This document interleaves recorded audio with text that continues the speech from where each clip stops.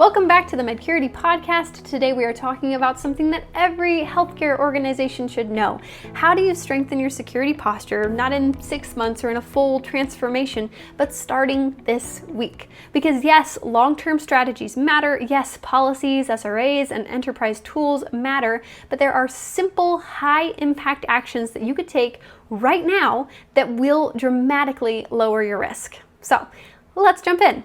If security posture sounds like a buzzword, then let's demystify it. Your security posture is simply your organization's overall readiness to prevent, detect, and respond to threats. And here's the good news. You don't need to overhaul everything at once. You don't need a massive budget. You don't need to hire a cybersecurity army. Just like improving physical posture, small adjustments add up. The steps that we'll cover today are all doable within a week. And if you repeat them consistently, then your organization will get stronger and safer over time. So let's start with the simplest, highest impact action. Enable multi-factor authentication, or MFA. If you only do one thing this week, do this. MFA reduces the risk of compromised accounts by over 90%. Why? Because even if a password leaks or gets guessed or is stolen, the attacker still can't get in without that second factor.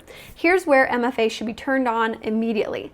On email accounts, EHR access, practice management systems, remote logins, cloud storage, or administrator accounts. That one's big.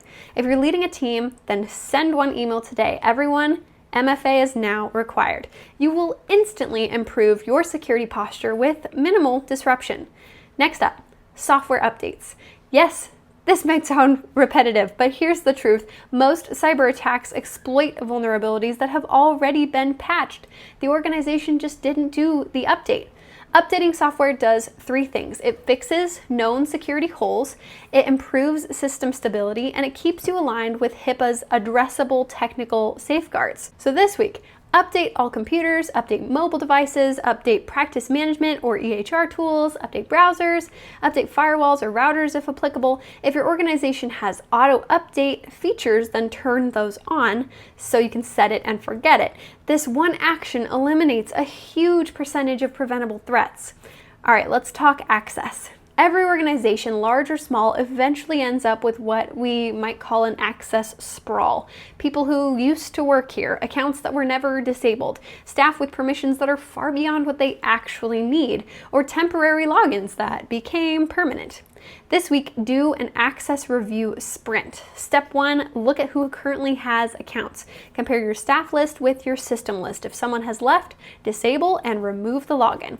Step 2, review admin privileges. You should have very few administrators, and every admin should be someone who truly needs that access. Step 3, reduce unnecessary access. So the principle of least privilege applies here. Everyone should only have the access that is required for them to be able to do their job. This is one of the easiest ways to prevent internal mistakes and external breaches. What about training? Training doesn't have to be a massive annual workshop. In fact, micro training can be even more effective. So this week, train your staff on just one important concept. Maybe how to spot a phishing email, why multi-factor authentication matters, why you shouldn't reuse passwords, how to report something suspicious, or what to do if you lose a device. So pick a topic, spend 5 minutes explaining it in a team meeting or in an email, and you have just improved security significantly. Why does micro training work? Because it's actionable, it's digestible, and it's more likely to actually stick. Security isn't just a technology problem, it's a people problem, and trained people are your best defense. Now let's look at your backups. Backups are like insurance. You don't think about them until you need them desperately. A functional backup strategy can turn a ransomware attack from a disaster into an inconvenience. Here's your task this week. Verify that your backups are actually running, not just set up, but running daily. Confirm your backups are storing multiple versions. If ransomware encrypts your files, then you will need a clean version from before the attack. Ensure your backups live in a different environment, whether that's off-site or in cloud-based storage, not on the same computer. And do a quick restore test. Even a small file test is meaningful here. Backups are the ultimate safety net, and testing them is one of the simplest ways to strengthen your posture quickly. Here's a surprisingly simple win. Document one security action that you already perform. Maybe you update passwords, or you conduct quarterly meetings, you use encrypted email, you maintain an access list, you run software updates, or you perform regular audits. Choose one of those, write it down, and make it a policy or a procedure. Why does this matter? Because good documentation turns good intentions into defensible compliance. Auditors don't need perfection, they need proof. So let's recap.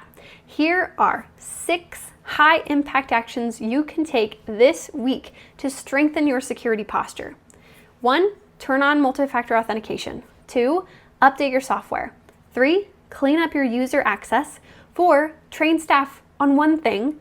5, verify your backups. And 6, document one security habit that you already do. If you pick even 2 or 3 of those, then your organization will be safer by the end of the week, and you will be building momentum towards a stronger long-term security posture.